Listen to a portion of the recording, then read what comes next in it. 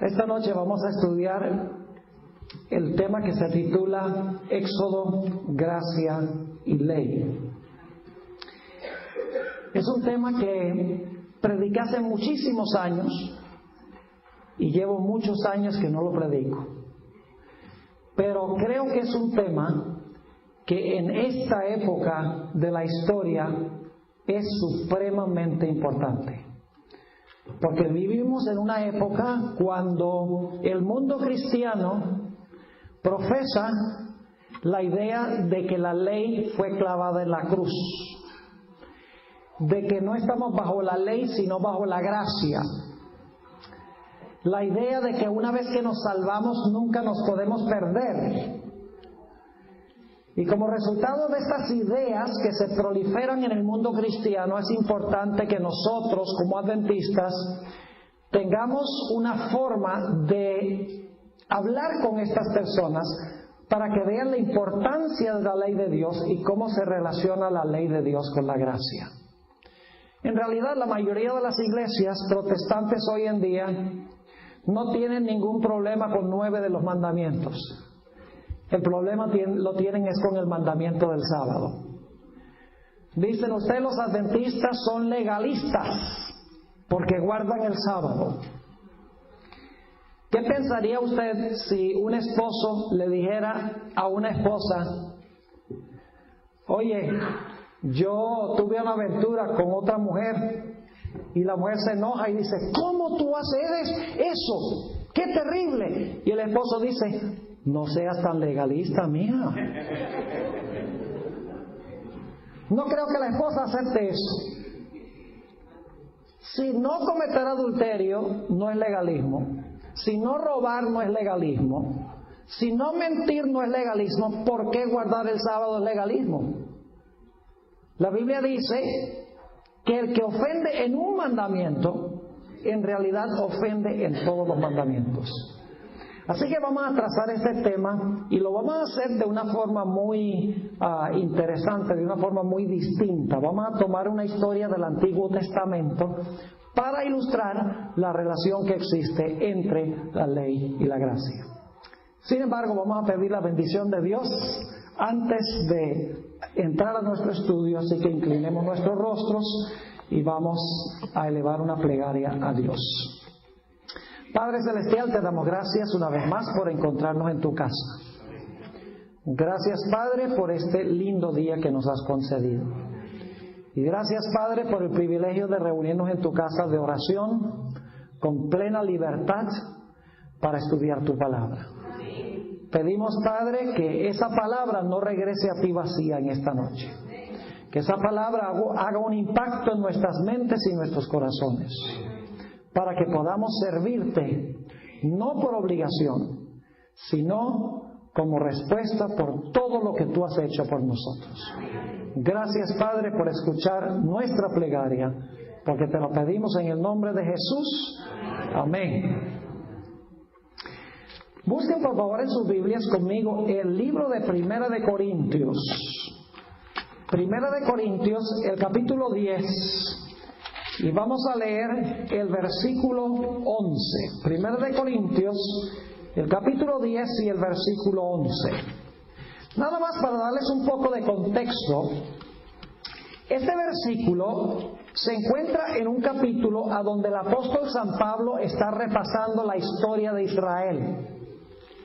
Está repasando algunos de los puntales grandes de la historia del éxodo de Israel de Egipto a Canaán. Pero el apóstol Pablo nos dice que esta experiencia del pueblo de Israel no fue solamente para ellos.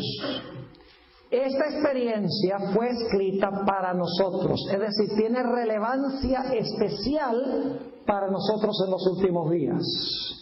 Después de relatar varias experiencias de Israel, el apóstol Pablo dice en el versículo 11 de Primera de Corintios 10: y estas cosas les acontecieron como ejemplo. La palabra ejemplo es la palabra tipo. La palabra ilustración es una ilustración, es decir, estas cosas les acontecieron como ilustración o como un tipo. Y están escritas para amonestarnos a quienes, a nosotros, a quienes han alcanzado los fines de los siglos. Es decir, Dios grabó la historia de Israel para que nosotros pudiéramos aprender de su experiencia. Porque así como Israel salió de Egipto y se dirigió a Canaán, de la misma manera nosotros hemos salido de Egipto, espiritualmente hablando, del mundo, y nos estamos dirigiendo también a la tierra de Canaán.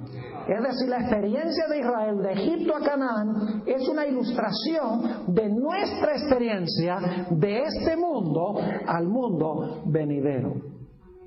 Ahora volvamos entonces al libro de Éxodo, el capítulo 1, y vamos a analizar algunos puntos en cuanto a la historia o el éxodo de Israel de Egipto a Canaán. Éxodo, el capítulo 1, y quiero leer los versículos 13 y 14. Éxodo 1 y el versículo 13 y el versículo 14. Aquí nos habla de la condición en la cual se encontraba el pueblo de Israel en Egipto, antes de su liberación. Dice allí, en el versículo 13, y los egipcios hicieron servir a los hijos de Israel con dureza. Otras versiones dicen con rigor. Y amargaron su vida con dura servidumbre, en hacer barro y ladrillo, y en toda labor del campo, y en todo su servicio, al cual los obligaban con rigor. Ahora es interesante que el pueblo de Israel no escogió ser esclavo, el pueblo de Israel nació esclavo. Es decir, la gente había pasado ya centenares de años en Egipto, y los que nacieron en Egipto nacieron esclavos. Imagínense ustedes levantándose cada mañana y sabiendo que lo único que les esperaba era servidumbre, ser esclavos toda su vida. Lo triste es que ellos no podían librarse a sí mismos porque eran esclavos. Todas las ventajas las tenía Egipto. Tenían los ejércitos, tenían los armamentos, tenían todos los recursos necesarios, y por lo tanto Israel, siendo esclavo, no podía de por sí mismo librarse de su esclavitud. Además de eso, Israel no tenía ningún mérito que obligara a Dios a librarlos tampoco. Porque nos dice el libro de Éxodo que Israel había aprendido las malas costumbres de los egipcios. Habían caído en apostasía. Habían llegado a adorar sus dioses. Habían adoptado su dieta. Habían adoptado sus costumbres. Es decir, estaban viviendo en pecado, y por lo tanto no tenían ningún mérito para exigirle a Dios de que Dios los librara de su servidumbre. Ahora imagínense ustedes, esclavos de los egipcios, y sin esperanza de que Dios los librara, porque no tenían mérito alguno para ofrecerle a Dios. Su caso parecía no tener esperanza.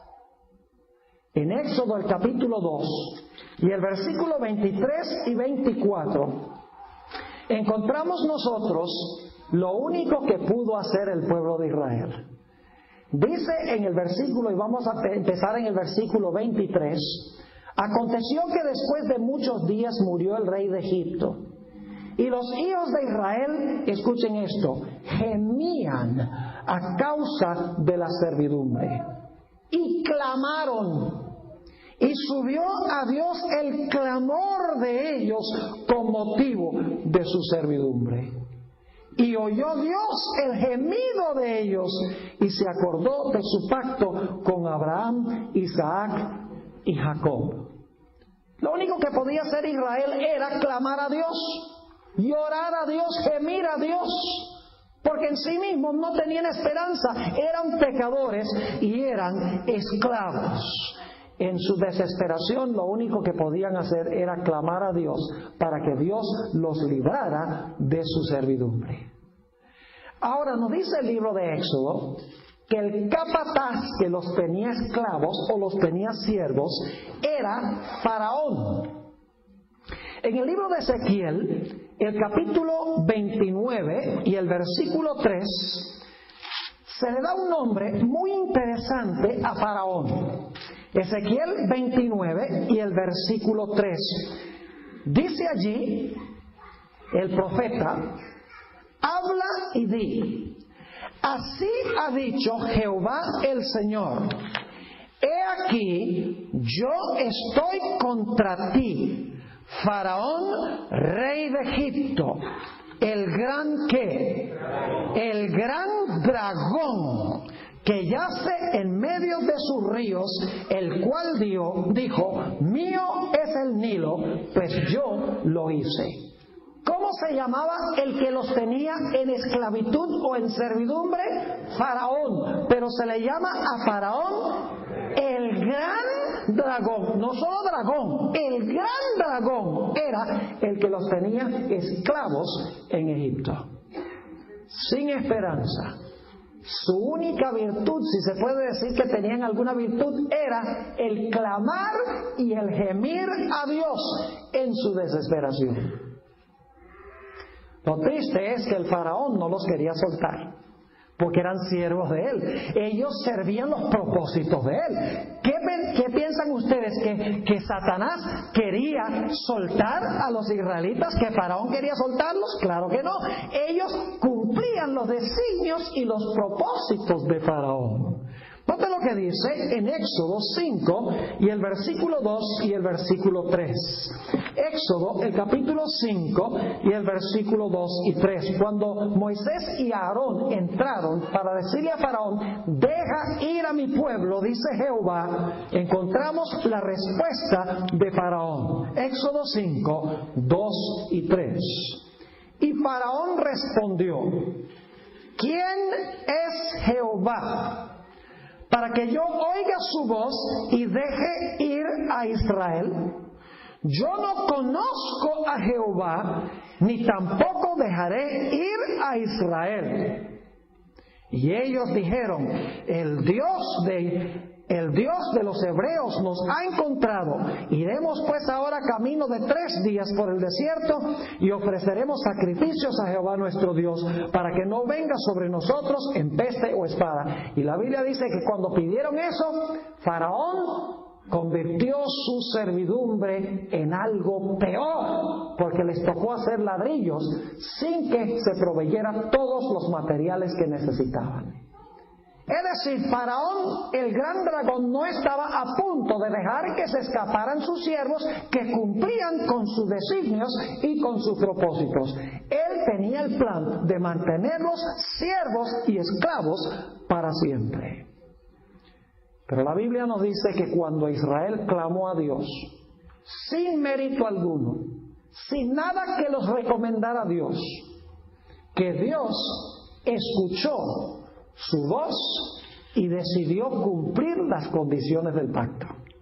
Noten nuevamente lo que dice en el capítulo 2 de Éxodo y el versículo 25. Este es un lindo versículo.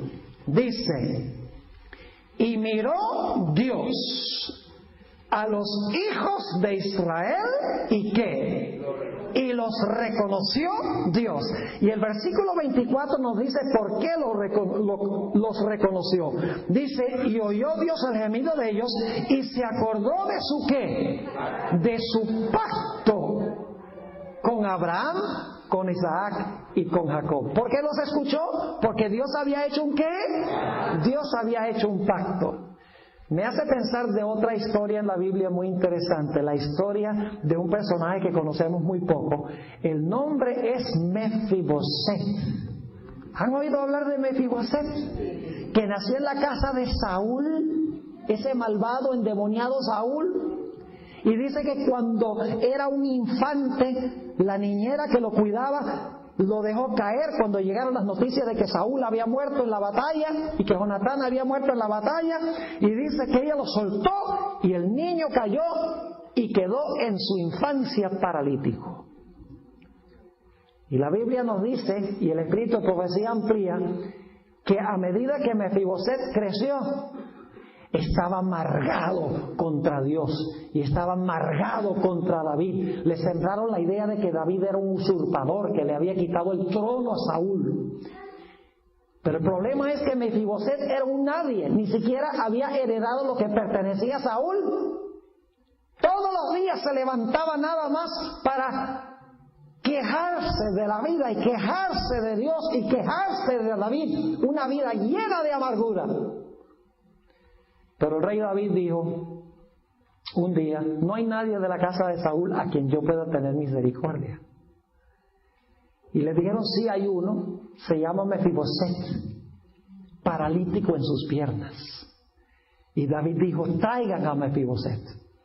Y trajeron a Mefiboset. Me imagino que Mefiboset estuviera un poco preocupado, porque seguro dice: David ha escuchado lo que yo he estado hablando de él, ya le contaron, lo que va a hacer ahora es desquitarse de mí.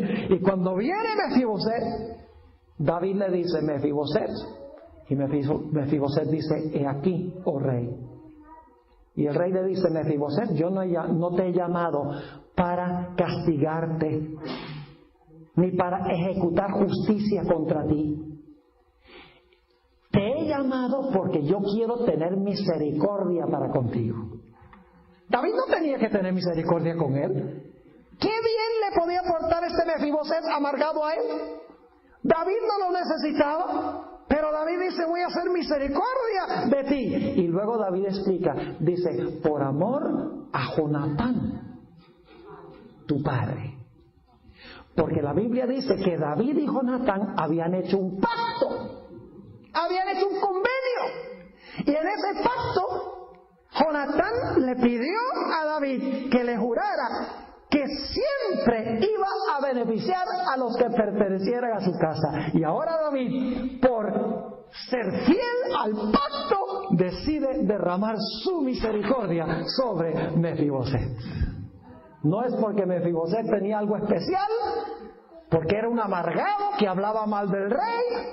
El rey no sacaba ninguna ventaja en ayudarlo, pero David, por ser leal al pacto, le hace a uno pensar de nosotros, la raza humana, mis hermanos y hermanas. No tenemos nada que recomendarle a Dios.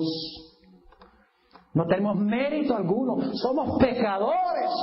La Biblia dice que en pecado fuimos concebidos. Dios a nosotros no nos debe nada, pero en la eternidad Dios el Padre y su Hijo Jesucristo hicieron un pacto, hicieron un convenio. Y el Señor Jesucristo le dijo a su Padre: Padre, quiero que para siempre recuerdes a esa raza humana que está paralítica por el pecado. Y el Padre, por amor al pacto, cumple con las promesas del pacto. Así que aquí dice: no porque Israel era bueno ni santo, porque estaban obedeciendo la ley, porque eran unos desobedientes, sino porque Dios, por mantener el pacto que había hecho, dijo: voy a tener misericordia para con mi pueblo. He escuchado su clamor y su dolor. Esto es lo que la Biblia llama gracia, favor inmerecido. Porque el pueblo de Israel no merecía nada sino lo que tenían, porque estaban viviendo en pecado. Ahora, cuando Israel estaba a punto de ser libertado, la Biblia nos dice en Éxodo el capítulo 1 y versículo 22 algo muy interesante. Éxodo el capítulo 1 y el versículo 22. Dice: entonces Faraón mandó a todo su pueblo, diciendo: echad al río a todo hijo que nazca, es decir, todo hijo varón, mátenlo, y a toda hija preservad la vida. ¿Sabía Faraón que el libertador estaba a punto de nacer? Claro que lo sabía. Y por lo tanto, ¿qué mandó a hacer? Mandó a matar a todos los niños menores de 2 años. ¿De qué les hace pensar eso? Cuando estaba por venir el que iba a librar a la raza humana, o cuando vino más bien y nació en este mundo, hubo otro rey usado por Satanás para matar a todos los niños menores de 2 años. El nombre de ese rey era Herodes, y el que se puso contra él fue el gran dragón, según Apocalipsis el capítulo 12. Es decir, esta historia se repite, mis hermanos y hermanas. Repasando, nosotros también estamos en un trajín de Egipto a Canaán. Nosotros también somos esclavos, nacimos esclavos, somos esclavos del pecado por nacimiento. No tenemos mérito que ofrecerle a Dios. No podemos exigirle a Dios que nos libre. Lo único que podemos hacer es clamar en nuestra desesperación al Señor. Y el gran dragón quiere mantenernos siervos a nosotros, esclavos a nosotros, y no nos quiere dejar ir. Pero cuando clamamos a Dios, así como Israel, Dios decidió por su gracia mandar al mundo un libertador. En el Antiguo Testamento fue Moisés, en el Nuevo Testamento fue Jesús. Y en ambos casos, Satanás procuró matar al libertador. La Biblia nos dice que entonces nació en Egipto Moisés.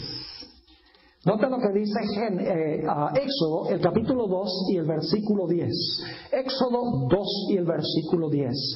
Y cuando el niño creció, ella lo trajo a la hija de Faraón, la cual lo prohijó y le puso por nombre Moisés, diciendo, porque de las aguas lo saqué. Ahora es interesante notar que Moisés fue protegido en Egipto. ¿Han leído alguna vez en el Evangelio de San Mateo donde dice, Dios, de Egipto llamé a mi qué? De Egipto llamé a mi hijo. Es decir, tenemos una tipología en esta historia, un simbolismo en esta historia. Es decir, en Egipto nació Moisés el libertador. Y saben ustedes que en la Biblia Moisés es un símbolo, es un tipo de Cristo. Vayan conmigo al libro de Hechos para que vean. Hechos el capítulo 3. Hechos el capítulo 3, y vamos a leer empezando en el versículo 22. Hechos 3 y el versículo 22. Aquí está hablando, haciendo una comparación entre Moisés y Jesús. Es decir, Moisés prefigura a Jesús. Dice allí, empezando en el versículo 22, porque Moisés dijo a los padres, el Señor vuestro Dios os levantará profeta de entre vuestros hermanos, como a mí. ¿Ven la tipología? Viene otro profeta en el futuro, ¿como qué? Como yo, dice Moisés. A él oiréis en todas las cosas que os hable. Y toda alma que no oiga a aquel profeta será desarraigado del pueblo. Y todos... ¿De quién estaba hablando Moisés? ¿De quién estaba hablando a Moisés cuando dijo estas palabras? Dice, versículo 24, y todos los profetas desde Samuel en adelante, cuantos han hablado, también han anunciado que estos días, está hablando el apóstol San Pedro, pero está citando las palabras de Moisés. Versículo 25, vosotros sois los hijos de los profetas y del pacto que Dios hizo con nuestros padres, diciendo a Abraham, en tu simiente serán benditas todas las familias de la tierra. A vosotros, primeramente Dios, habiendo levantado a su Hijo, lo envió para que os bendijese, a fin de que cada uno se convierta de su maldad. Es decir, lo que pasó con Moisés, pasó con Jesús. El gran dragón estaba esperando a Moisés cuando nació. Mandó a matar a todos los niños menores de 2 años. Pero el libertador nació allí en Egipto. Y Dios, a través de ese libertador, libró a su pueblo de Egipto. De la misma manera, cuando Jesús nació, Apocalipsis 12 dice que el gran dragón lo estaba esperando. Herodes mandó a matar a todos los niños menores de 2 años, con la intención de mantener a la raza humana esclava y que Jesús no la pudiera librar. Pero Jesús llegó a ser el gran libertador de la raza humana. Y así como Moisés fue escudado en Egipto, la Biblia nos dice que Jesús también fue escudado de la ira del rey en Egipto. De Egipto llamé a mi hijo. Ahora, lo interesante es que Dios no exigió que el pueblo de Israel le obedeciera mientras eran esclavos en Egipto. Dios no le dijo a Israel: mire, cuando ustedes obedezcan mi ley, yo los libro. Hubiera sido una imposibilidad. ¿Cómo podían ellos obedecer a Faraón y obedecer también a Dios? Jesús dijo: nadie puede servir a dos señores. Ellos ya estaban sirviendo a Faraón. ¿Cómo podían servir también a quién? A Dios. Vemos un ejemplo de esto cuando Moisés y Aarón entraron ante el rey para pedirle que les permitiera salir al desierto. ¿Saben lo que realmente estaban pidiendo Moisés y Aarón? Estaban pidiéndole a Faraón que permitieran que el pueblo de Israel saliera para guardar el sábado. Ir al desierto por 3 días, la idea era ir al viernes, guardar el sábado y regresar el siguiente día. Y algunos dicen capaz que no hubieran regresado. Yo creo que sí hubieran regresado, porque Moisés y Aarón eran hombres de palabra. Pero ¿qué dijo Faraón cuando Moisés y Aarón pidieron de que se le dejara al pueblo obedecer la ley de Dios y guardar el sábado? ¿Fue posible para Israel guardar el sábado? No, porque eran siervos ¿de quién? Porque eran siervos de Faraón. Noten Éxodo, el capítulo 5 y el versículo 5 sobre esto. Éxodo, el capítulo 5 y el versículo 5. Dice allí lo que pasó cuando Moisés y Aarón pidieron que el pueblo pudiera salir para guardar el sábado. Dice en el versículo 5, vamos a empezar en el 4 para el contexto. Entonces el rey de Egipto les dijo: Moisés y Aarón, ¿por qué hacéis cesar? ¿A que no adivinan qué palabra es esa? Shabbat, exactamente. ¿Por qué hacéis Shabbat al pueblo de su trabajo? ¿Por qué están haciéndolo sabatizar, en otras palabras? ¿Por qué quieren llevarlo al desierto para que sabaticen? ¿Por qué hacéis cesar de su trabajo al pueblo? Volved a vuestras tareas. Dijo también Faraón: he aquí el pueblo de la tierra es ahora mucho, y vosotros les hacéis Shabbat de sus tareas. ¿Pudo el pueblo de Israel guardar el sábado mientras que eran esclavos de Faraón? No. La única forma en que podían guardar el sábado era si Dios los libraba de Faraón, para que entonces pudieran servir a Dios. ¿Y qué fue lo primero que observó el pueblo de Israel cuando salieron de Egipto? Éxodo 16 dice que lo primero que observaron fue el sábado. Esa es la evidencia de que lo que Moisés y Aarón estaban pidiendo era que pudieran salir a guardar, ¿qué cosa? A guardar el sábado. Es decir, Dios tenía que librarlos de su primer amo, para que entonces estuvieran libres de servir a Dios como su nuevo amo. Dios no exigió que fueran obedientes en Egipto. Eso es como si Dios le dijera hoy a una persona que no ha aceptado a Jesús, que está en servidumbre al pecado, que Dios dijera: guarda mi ley. No, Dios tiene que librar primero a esa persona de servidumbre a Satanás y convertirlo en siervo suyo, para que entonces esa persona pueda ¿qué? Pueda obedecer a su nuevo amo. Porque Jesús dijo: nadie puede servir a dos señores. El pueblo no podía servir a Faraón y servir también ¿a quién? Y servir también a Dios. Ahora yo pregunto, ¿cuál fue la señal de liberación del pueblo de Israel? ¿Qué fue lo que los libró? Qué interesante. Fue el sacrificio del cordero lo que los libró. ¿No es así o no es así? Claro que así es. Vayan conmigo a Éxodo, el capítulo 12 y el versículo 26 y 27. Éxodo, el capítulo 12 y el versículo 26 y 27. Está hablando de la institución de la Pascua, que se originó en Egipto. Y dice en el versículo 26: y cuando os dijeren vuestros hijos: ¿qué es este rito vuestro? ¿Por qué celebramos la Pascua? Iban a preguntar los descendientes. Versículo 27: vosotros responderéis: es la víctima de la Pascua de Jehová, el cual pasó por encima de las casas de los hijos de Israel en Egipto, cuando hirió a los egipcios y libró nuestras cabezas.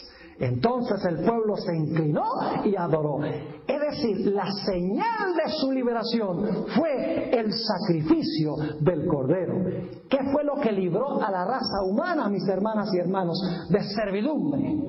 El sacrificio de Cristo Jesús. Y es interesante que el Cordero debía ser sin defecto, dice en Éxodo 12. Se debía sacrificar a la tarde. Es decir, debía morir a la tarde. Además de eso, no se debían quebrar sus huesos.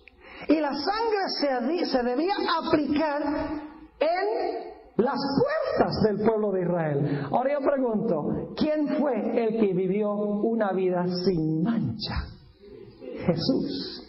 ¿Fue quebrado alguno de sus huesos? En ningún sentido. ¿Y a qué horas fue que Jesús dijo en la cruz: Padre, en tus manos encomiendo mi espíritu?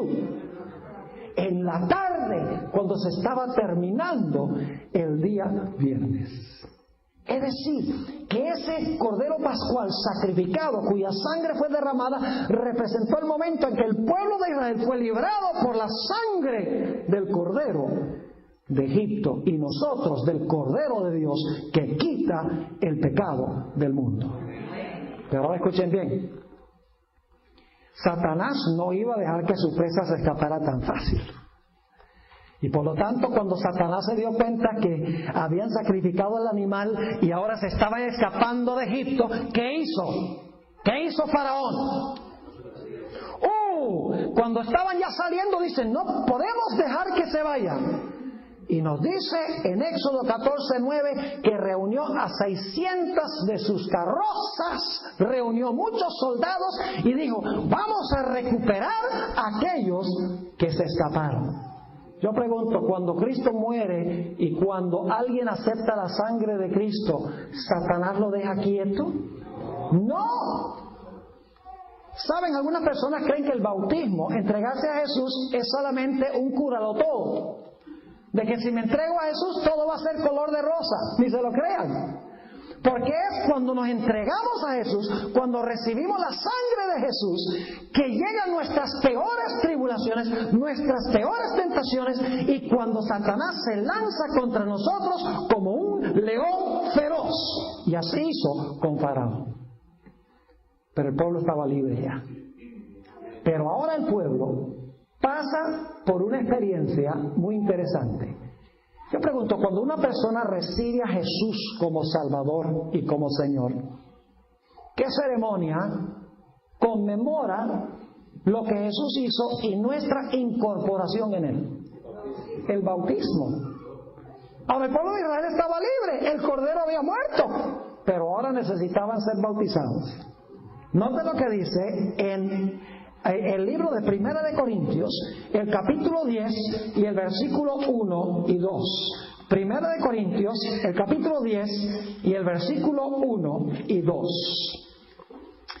Dice allí lo siguiente: porque no quiero, hermanos, que ignoréis que nuestros padres todos estuvieron bajo la nube y todos pasaron el mar y todos en Moisés fueron ¿qué? Bautizados en la nube y en el mar. ¿Qué experiencia tuvo el pueblo de Dios? ¿Fueron qué? Bautizados. Y ahí dice que fueron bautizados en Moisés. ¿Por qué razón? Porque Moisés era su líder. Moisés simbolizaba ¿a quién?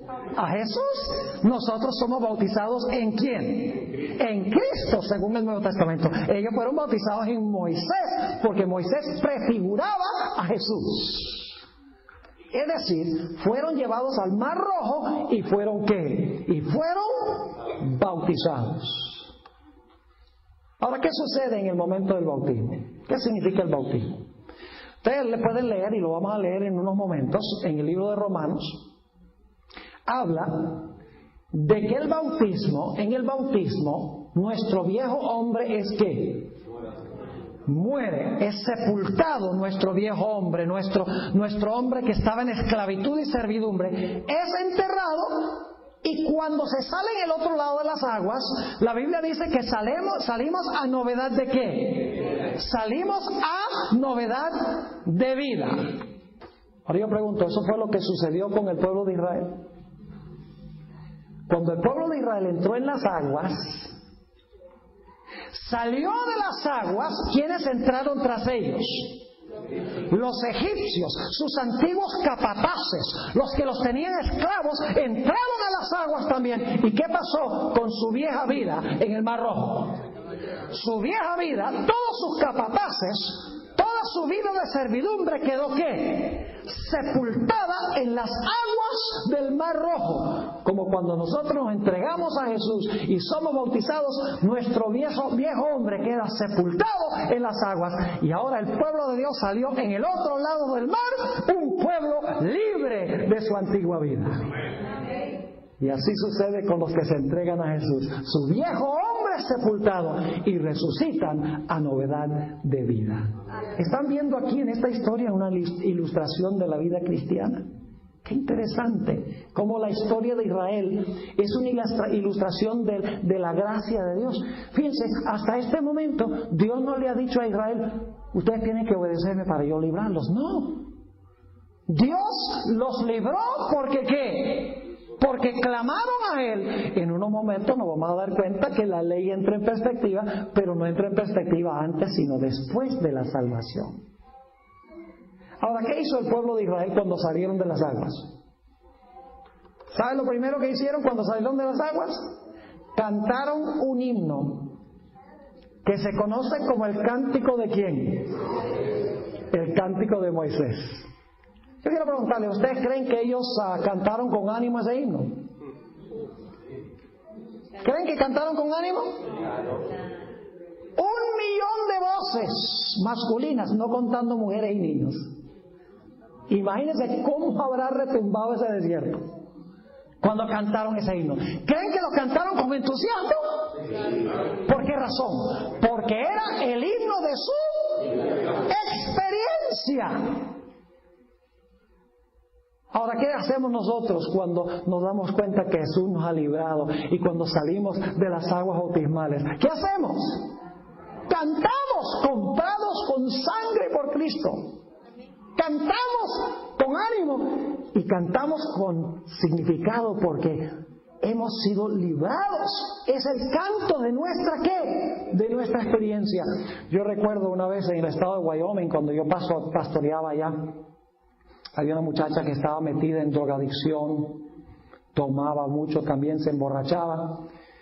Empecé a darle estudios bíblicos, terminamos los estudios bíblicos, dejó de fumar, dejó de beber, dejó de tomar drogas, se limpió su vida. Tuve el privilegio de bautizarla, de enterrar su vieja vida en las aguas. Y recuerdo que cuando la metí al agua y salió del agua, yo no sabía lo que estaba pasando, porque cuando salió del agua hizo así, sacaba las manos y expiraba, y entonces yo le dije, ¿qué pasó? Dice, no, es que tenía tanta emoción que no sabía cómo expresarlo. Hermanos y hermanas, ¿podemos nosotros cantar, al menos de verdad, al menos que hayamos tenido la experiencia de la redención? En realidad no. Por eso dice que los 144,000 son los únicos que pueden cantar ese himno final, porque es el cántico de su experiencia. Martín Lutero no puede cantar ese himno porque no va a pasar por la crisis final. Los que mueren en el Señor Jesús antes de que venga el tiempo de angustia no van a pasar por esa experiencia. No es que no van a entender las palabras, sino que no lo pueden cantar de la misma manera. Es como, por ejemplo, ¿han oído de los Negro Spirituals? Que son los himnos que compusieron los negros cuando estaban esclavos aquí en los Estados Unidos. Mire, yo he escuchado cuartetos de blancos cantando spirituals y he escuchado un cuarteto de negritos cantando spirituals. Digo, los blancos no le dan ni por los tobillos. Porque cantan los himnos, saben las palabras, pero no han pasado por la experiencia. No lo sienten. No tienen ese patrimonio, en otras palabras.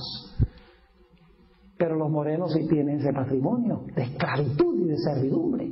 Y muchos de esos himnos se compusieron en medio de la crisis que ellos afrontaban como esclavos aquí en los Estados Unidos. Así que el pueblo de Israel, cuando son bautizados en las aguas, su vieja vida la ven enterrada, resucitan en novedad de vida. Lo primero que hacen es cantar honra y gloria y alabanza al Señor. Ahora escuchen bien. Ahora empieza el proceso de santificación. Cuando somos sepultados en las aguas del bautismo, nuestros pecados son sepultados con Jesús. Es decir, cuando salimos, Dios nos mira como si nunca hubiéramos ¿qué? Como si nunca hubiéramos pecado, porque somos aceptos en el amado, somos justificados en Él. Nos mira como si nunca hubiéramos pecado. Es decir, empezamos con una hoja en blanco. Gloria a Dios. Para muchos cristianos la experiencia termina ahí. Dice, sí, yo me salvé, yo me bauticé. Una vez salvo, siempre salvo. Ahora escuchen bien. Cuando salió el pueblo de Israel de las aguas, ¿todavía tenían que cruzar un desierto para llegar a Canaán?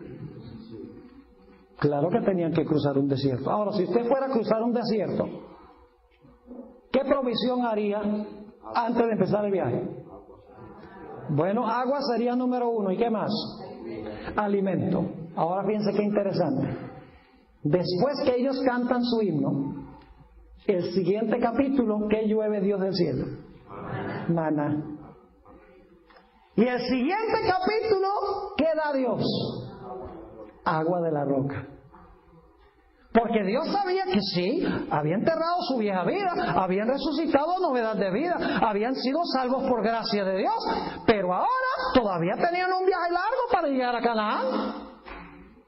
Y para poder llegar allá tenían que comer maná y tenían que beber agua, o si no, se hubieran muerto en el desierto. ¿De qué vale empezar una nueva vida después de ser bautizados y luego morirse en el desierto antes de llegar a Canaán? Noten lo que dice Éxodo 16 y el versículo 4 sobre el maná. Éxodo 16 y el versículo 4. Aquí habla de la comida que Dios le dio al pueblo de Israel. Y vamos a ver que esto es simbólico. El maná es simbólico, el bautismo es simbólico, el cordero es simbólico, Egipto es simbólico, Canaán es simbólico, su servidumbre es simbólica. Es decir, toda esta historia de Israel es un símbolo, una ilustración de nuestra experiencia. Noten lo que dice Éxodo 16 y el versículo 4. Y Jehová dijo a Moisés, he aquí yo os haré llover pan del cielo. Esto es inmediatamente después de cantar el himno. Yo os haré llover pan del cielo, y el pueblo saldrá y recogerá diariamente la porción de un día. Fíjense, diariamente tenían que recoger el pan y comer pan, para que yo lo pruebe si anda en mi ley o no. Ahora Dios iba a probar si andan en la ley o no. Después que son librados, después que han enterrado su vieja vida, ahora Dios vamos a ver si andan en mi ley o no. Ahora sí pueden servir a Dios, porque han sido librados de su antiguo capataz. Ahora yo pregunto, ¿qué representaba ese pan? Vamos a Deuteronomio, el capítulo 8, y el versículo 3 y 4. Deuteronomio, el capítulo 8, y el versículo 3. Vamos a leer nada más el versículo 3. El pueblo de Israel debería haber sabido que el maná no era meramente alimento fisiológico. Deberían haber sabido que el maná representaba la palabra de Jehová, porque la Biblia lo dice. Dice ahí en el capítulo 8 y el versículo 3 de Deuteronomio, Moisés está recordando la experiencia de Israel en el desierto. Dice, y te afligió, y te hizo tener hambre, y te sustentó con maná, comida que no conocías tú, ni tus padres la habían conocido. ¿Por qué le dio Dios maná? Sigamos leyendo. Para hacerte saber que no solo de pan vivirá el hombre, es decir, Dios no solamente lo dio como pan físico, quiso enseñar que no solamente de pan vivirá el hombre, mas de todo lo que sale de la boca de Jehová vivirá el hombre. ¿Qué representa entonces el maná? Lo que sale de la boca de Dios, la palabra que sale de la boca de Dios. Dios quiso enseñarle al pueblo de Israel que no solamente necesitaba maná físico, sino que el maná representaba la palabra de Dios. Para que estuvieran fuertes y pudieran llegar a Canaán, tenían que participar de maná, un símbolo de la palabra de Dios. Yo pregunto, cuando nosotros hemos sido bautizados, nuestra vieja vida ha sido sepultada, ¿ahí termina el proceso de la vida cristiana? No, allí comienza el proceso de la vida cristiana. Tenemos que alimentarnos de maná diariamente de la palabra de Dios.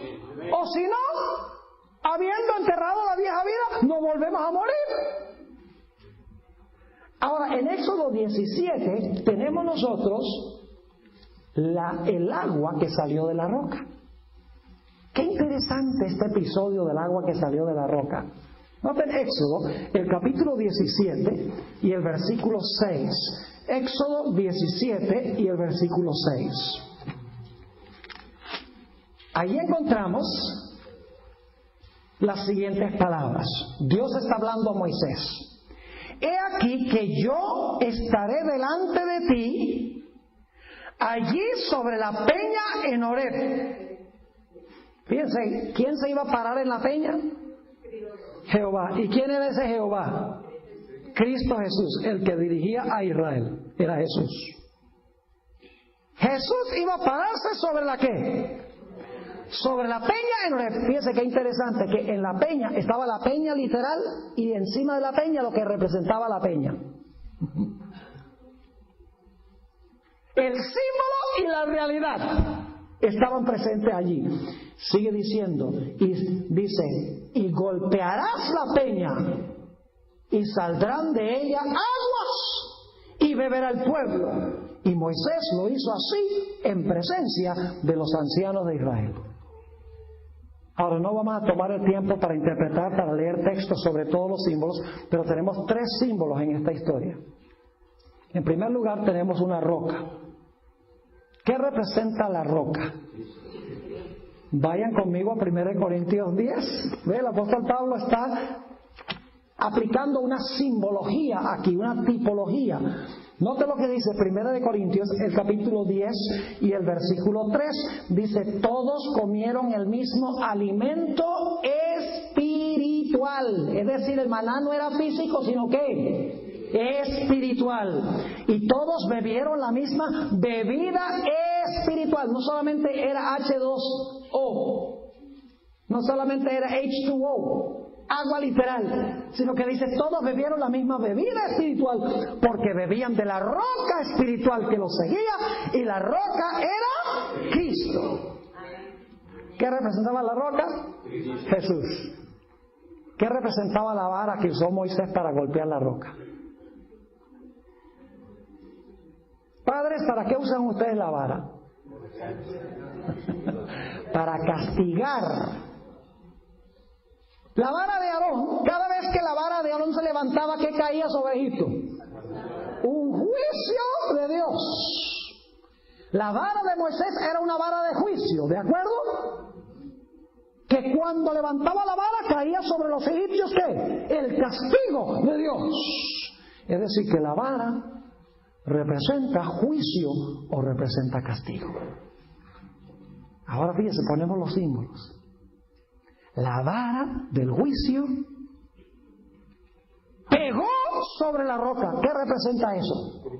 Representa el hecho de que la vara de Jehová, lean Isaías 53, nosotros la tuvimos por afligido, por abatido, por herido ¿de quién?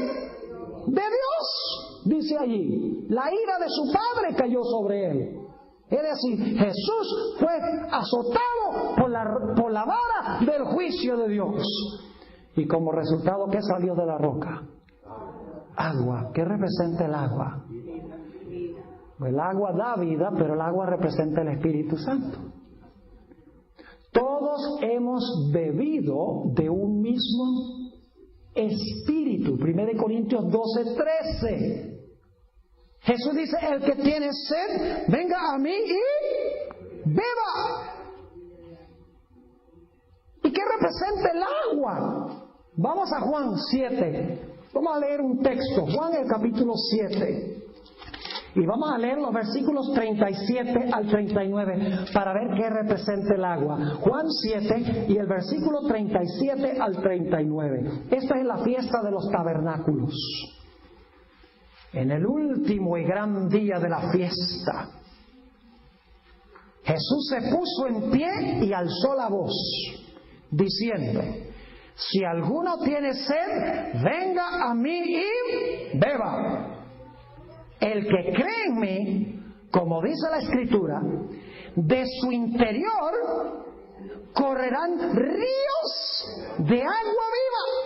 ¿Qué representaba eso? Versículo 39. Esto dijo del Espíritu que habían de recibir los creyentes en Él, pues aún no había venido el Espíritu Santo, porque Jesús no había sido aún glorificado. ¿Saben por qué no había venido el Espíritu Santo? Porque Jesús todavía no había sido sacrificado. Jesús habla de su muerte como su glorificación en el Evangelio según San Juan, el capítulo 12. Es decir, cuando habla de su glorificación, está hablando de la muerte de Jesús. Y cuando muere, cuando la vara del juicio de Dios cae sobre Jesús, la roca, entonces Jesús ahora puede enviar ¿qué cosa? Puede enviar su Espíritu Santo. Y eso fue lo que pasó en el día del Pentecostés. Pero hay otro episodio en la Biblia que habla de la roca. Se encuentra en el libro de Números, el capítulo 20 y el versículo 8 al 11. ¿Saben que hay otro episodio de la roca, verdad que sí? Nuevamente el pueblo se estaba quejando porque no había agua, y Dios le dice a Moisés: toma tu vara, ve a la roca y pégale a la roca. No, eso no es lo que dijo. Pero lleva la vara, pero no le pegues a la roca con la vara, sino háblale a la roca y la roca te dará sus aguas. ¿Qué hizo Moisés? Golpeó la roca 2 veces. ¿Saben que la sierva de Dios dice que arruinó el símbolo que apuntaba hacia Jesús? Porque Jesús iba a caer bajo la vara del juicio de Dios solo una vez.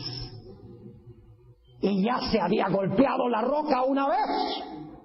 Si queremos ahora el Espíritu Santo, Jesús no necesita morir de nuevo. Si queremos el Espíritu Santo, lo único que tenemos que hacer es pedirle a Jesús, hablarle a la roca, pedir y se os dará. Qué tremendas estas historias, ¿verdad, mis hermanos y hermanas? Que tomamos estas historias como si fueran solamente historias que pasaron en cierta ocasión. Hermanos y hermanas, estas historias en realidad son profecías que apuntan hacia eventos futuros. ¿Y luego qué hizo Dios? Después de empezar a darle al pueblo agua y a darle pan para que ellos cada día tomaran agua, cada día ellos comieran bebieran el agua y comieran el pan, ¿a dónde los llevó Dios? Si ustedes miran la geografía de esa región, van a encontrar algo bien raro. Y es que Egipto, Canaán queda al norte de Egipto. O sea, uno va directo al norte y llega a Canaán, a donde Dios los iba a llevar. Pero en vez de Dios llevarlos al norte de Canaán, los llevó al sur, al sureste, Arabia Saudita. Al oeste de la península de Arabia, donde se encontraba el monte Sinai. Y dice, pero pastor, si Dios había prometido llevarlos a Canaán, ¿por qué en vez de llevarlos al norte los llevó al sureste, en la dirección contraria? Porque ahora Dios iba a mostrarles lo que Él esperaba de ellos. ¿Ustedes creen que ellos tenían alguna motivación para servir a Dios? ¿Para obedecer a Dios? ¿Había alguna razón por la cual Israel debería haber servido a Dios?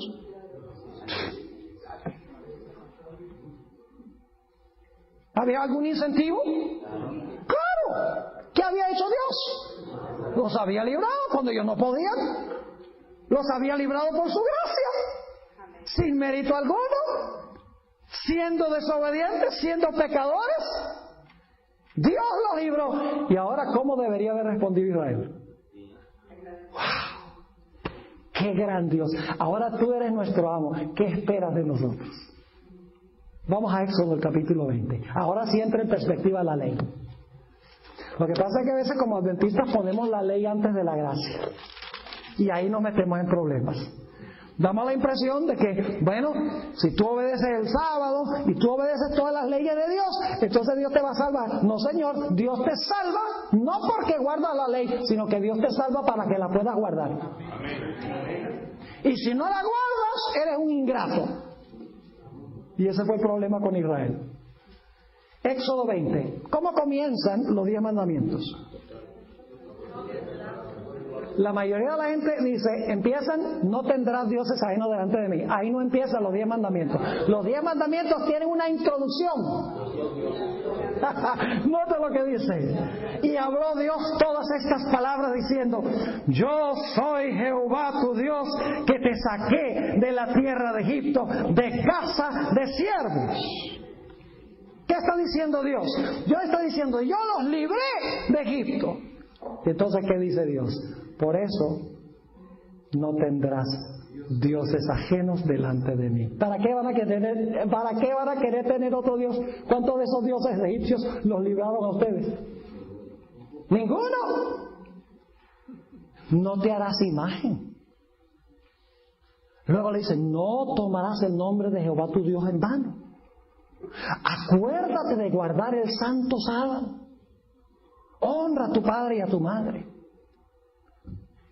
No matarás, no cometerás adulterio, no hurtarás, no hablarás falso testimonio, no codiciarás. Si Dios le hubiera dado esas reglas a Israel en Egipto, hubiera sido imposible porque eran esclavos. Pero ahora eran libres de su primer amo, libres del pecado y esclavos de Dios. Y ahora podían obedecer a Dios por amor a Él. Y Jesús dijo, lo expresó así cuando dijo, si me amáis, guardad mis mandamientos. Pero escuchen bien, el pueblo de Israel fue un pueblo ingrato. Fueron sepultados en el Mar Rojo vivos, entraron vivos y salieron vivos. No murió nada allí. Salieron igualitos que los que habían sido cuando entraron. Dios quería que enterraran su vieja vida y que ahora, teniendo un nuevo amo, le sirviera a Él por amor a Él. Pero el pueblo de Israel siempre se estaba acordando de cómo había sido la vida en el mundo. ¡Ah, la comida de Egipto! ¡Ah, los dioses de Egipto! El estilo de vida de Egipto, la música de Egipto. Siempre estaban pensando de dónde habían salido. Y por lo tanto, este pueblo ingrato lo que hizo fue murmurar y quejarse contra Dios. Y digo que eran unos ingratos. Porque ahora básicamente lo que están diciendo es, Señor, gracias por librarnos y ahora vete por tu camino y déjanos quietos. El pueblo que fue justificado no quería ser santificado. Los que habían sido salvos de la servidumbre del pecado querían seguir viviendo en pecado. Mis hermanos y hermanas, la Biblia nos dice que ninguno de esos que fueron bautizados entró a la tierra prometida. ¿Una vez salvos, siempre salvos? Porque estás bajo la gracia, no tienes que obedecer la ley. No, obedeces la ley como consecuencia de tu liberación. Pero si no la obedeces, es una señal de que tu viejo hombre no fue enterrado y de que no amas a Dios. Porque si amamos a Dios, vamos a guardar sus mandamientos. Este es el amor de Dios. Que guardemos sus mandamientos, y sus mandamientos no son gravosos, no son pesados. Así que el que dice los adventistas creen que se salvan por guardar la ley, no saben lo que están hablando. Porque lo que enseña la iglesia adventista es que Dios nos ha librado por su gracia y por lo tanto vamos a querer guardar el sábado. Vamos a querer dejar de comer lo que daña el templo del Espíritu Santo, para que tengamos mentes claras para comunicarnos con Dios. Vamos a querer dejar la música mundana que nos extravía de Dios. Vamos a querer dejar de ir al cine. Sí, Señor. Porque hoy en día es común, hoy en día dice, eso del cine, eso eran para los puritanos, Padre Nuestro. Muéstrenme ustedes una película que valga la pena ver en el cine, donde no haya malas palabras, espiritismo, violencia, infidelidad, mentira. No hay. ¿Cómo es que si salimos de Egipto todavía amamos lo de Egipto? Si salimos del mundo todavía amamos a lo del mundo. Mis hermanos y hermanas, si hemos sido librados del pecado por la gracia de Jesús, vamos a querer obedecerle. Y escuchen bien, de esa generación solamente entraron a Canaán Josué, Caleb y todos los muchachos menores de 18 años. Todos los demás cayeron en el desierto porque no tuvieron fe en Jesús, que se manifestó en obras. Noten Hebreos, el capítulo 3 y el versículo 16 al 19, con el triste testimonio. Hebreos 3 y el versículo 16 hasta el versículo 19.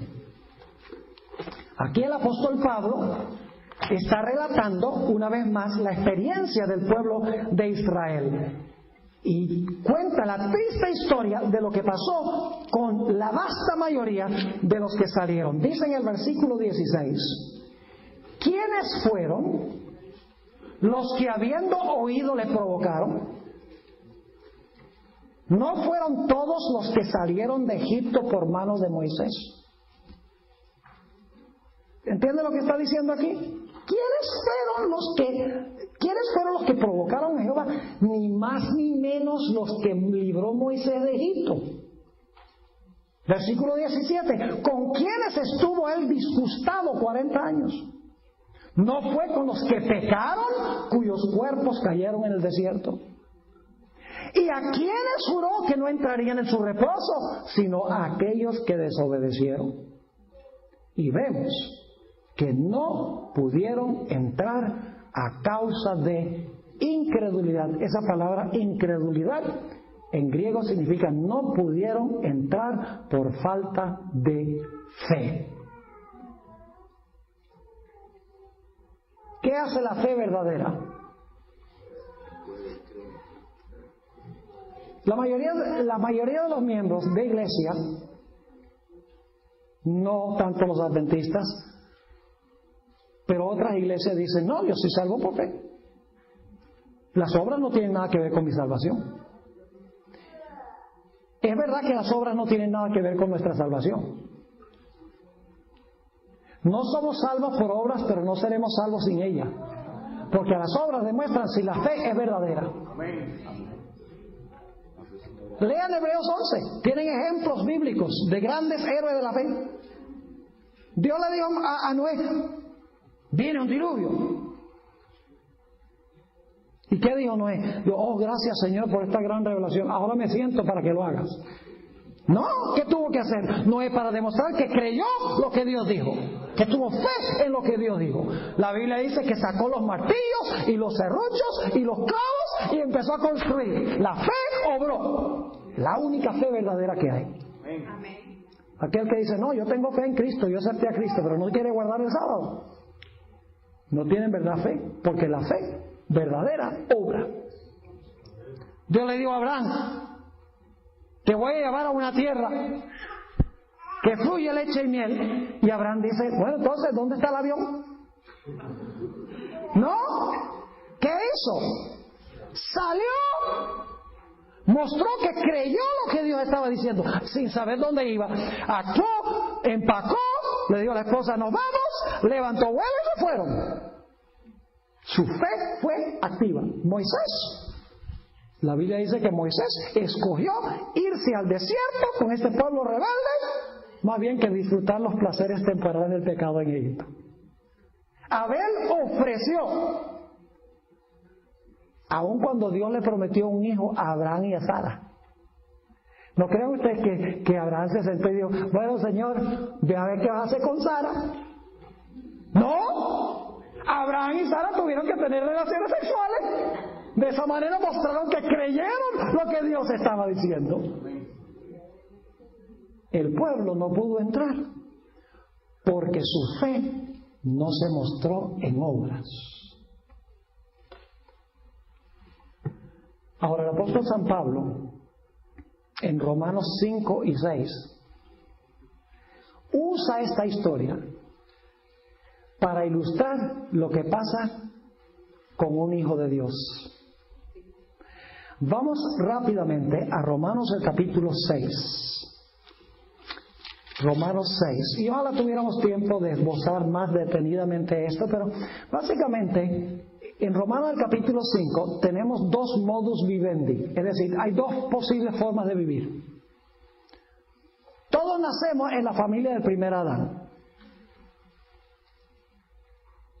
¿Y cómo nacemos en la familia del primer Adán? Nacemos en pecado. Nacemos siervos, nacemos esclavos en la familia del primer Adán. No podemos escapar por nosotros mismos. En Adán todos mueren.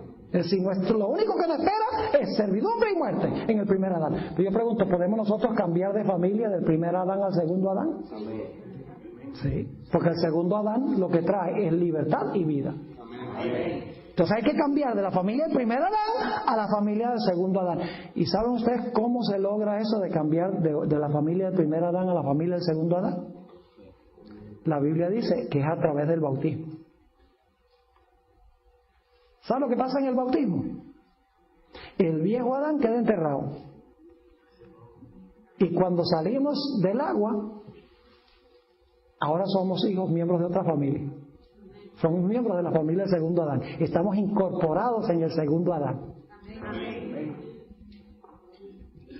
¿Están entendiendo lo que estoy diciendo?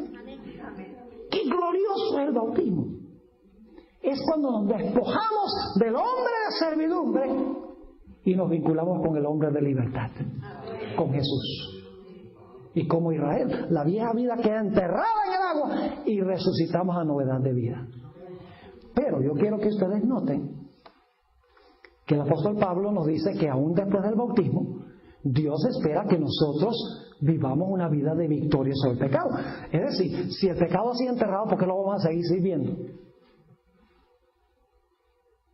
Porque el pueblo de Israel, después de ser libertado de Egipto, después que fueron enterrados los egipcios, dicen, ¡ay, nosotros queremos volver allá con los egipcios!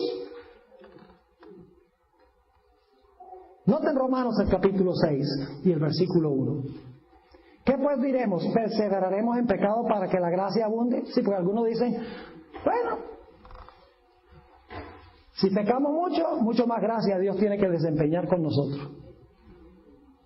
Pablo dice, pues ¿qué diremos? ¿Perseveraremos en el pecado para que la gracia abunde? En ninguna manera, porque los que hemos muerto al pecado, ¿cómo viviremos aún en él? Dios está diciendo, Israel, si ustedes murieron en Egipto, ¿cómo es que ustedes van a vivir en Egipto todavía? Versículo 3. ¿O no sabéis que todos los que hemos sido, escuchen, todos los que hemos sido bautizados en Cristo Jesús, hemos sido bautizados en su muerte? Porque somos sepultados juntamente con Él para muerte por el bautismo. Es decir, nuestro viejo amo murió, el pecado.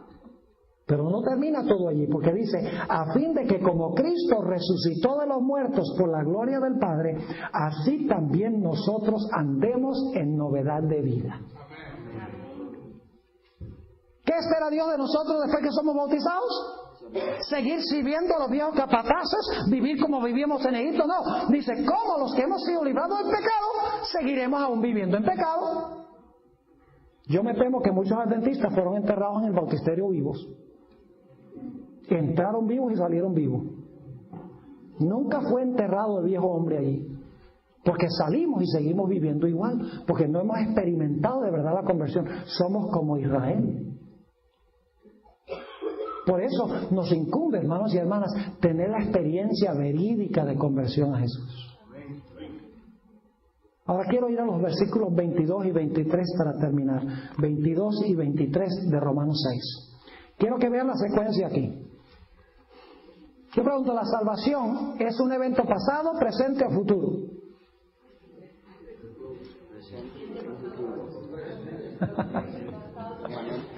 La mayoría de los cristianos dicen, Jesús me salvó.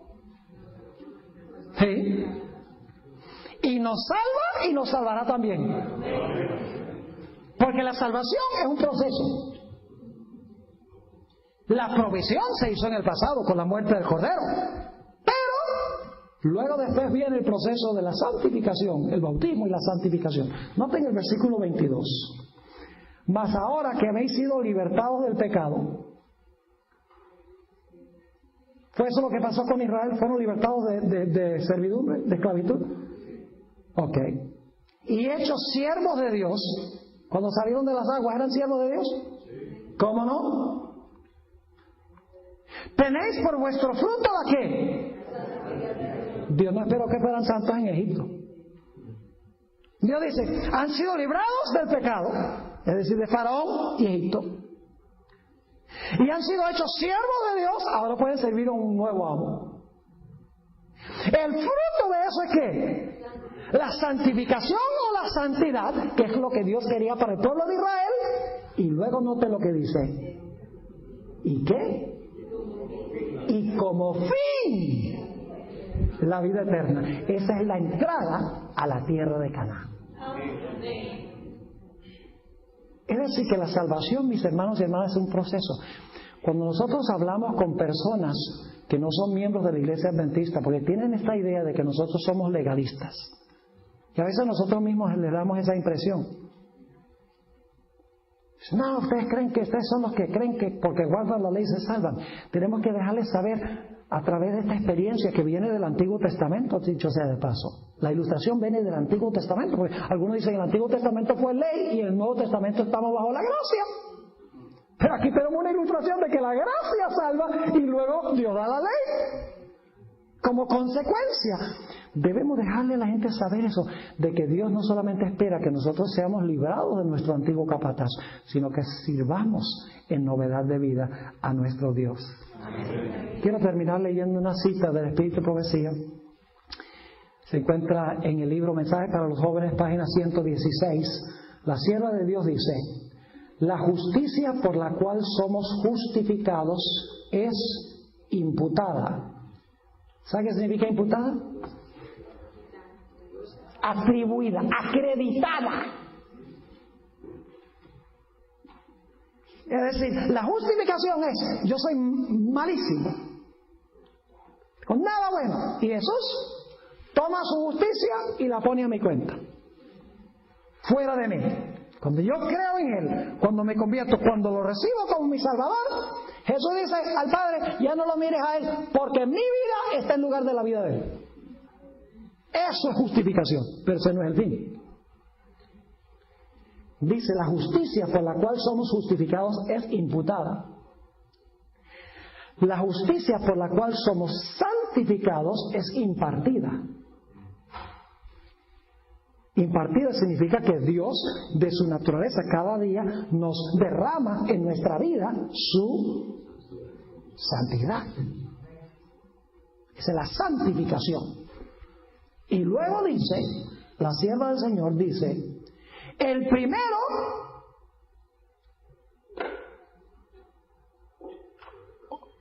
es nuestro derecho al cielo. Es decir, la justificación me da el derecho al cielo. Y tengo derecho porque soy acepto en el amado. No porque yo soy bueno, sino porque Él es bueno. Pero luego dice: el segundo es nuestra idoneidad para el cielo. La palabra en inglés es fitness. ¿Entiende lo que significa la palabra fitness? ¿De qué vale tener el título si no tiene la idoneidad, si no tiene el carácter para vivir ahí?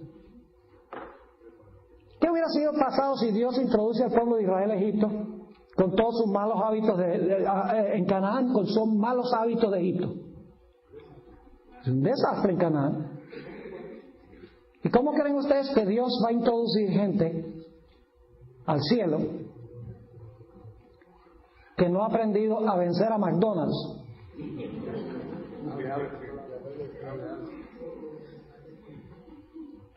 Que no ha aprendido a vencer a Starbucks. ¿Por qué ustedes creen que eso se va a vencer en el cielo? ¿Me explico o no me explico? No estaríamos felices allá. Si nos gusta la violencia, el sexo ilícito en la televisión y los jueguitos de Nintendo y la música rock and roll y todo eso, cuando vayamos al cielo, sí, ¡ay, pero qué aburrido esto acá! No tocan sino arpas.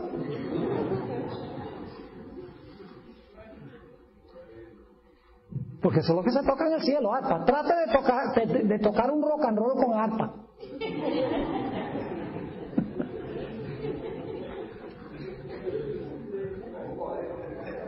O un bolero con arpa.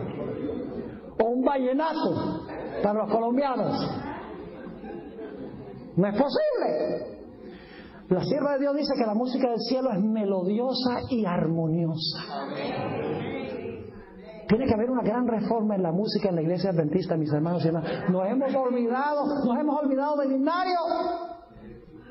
Yo creo que la Pacific Press ya no debe imprimir himnarios. Ahora no digo que no hay coritos buenos que podamos cantar, pero hay himnos majestuosos, hermosos en el himnario, que tienen un argumento. Cada estrofa agrega un argumento a la estrofa anterior. Debemos recuperar el himnario y reflexionar sobre lo que estamos cantando. Qué cosas hermosas allí. Entonces, hermanos y hermanas, lo básico es que nosotros tenemos que aprender a vivir la vida celestial aquí. Amén. Porque si no allá seríamos miserables y Dios nos va a llevar en fin feliz para allá. Tenemos que aprender a vestir, a comer, a recrearnos de acuerdo a lo que se hace en el cielo. Y entonces seremos verdaderamente felices en el cielo. Porque Dios va a llevar al cielo a aquellos que tienen el derecho al cielo y a aquellos que tienen la idoneidad, el fitness, el carácter transformado por el Espíritu Santo para el cielo también. Que Dios nos bendiga y nos ayude para que podamos tener esa experiencia en nuestra vida, en mi oración. Oremos. Padre, te damos gracias por la claridad de tu santa palabra. Gracias por dejarnos estas lecciones.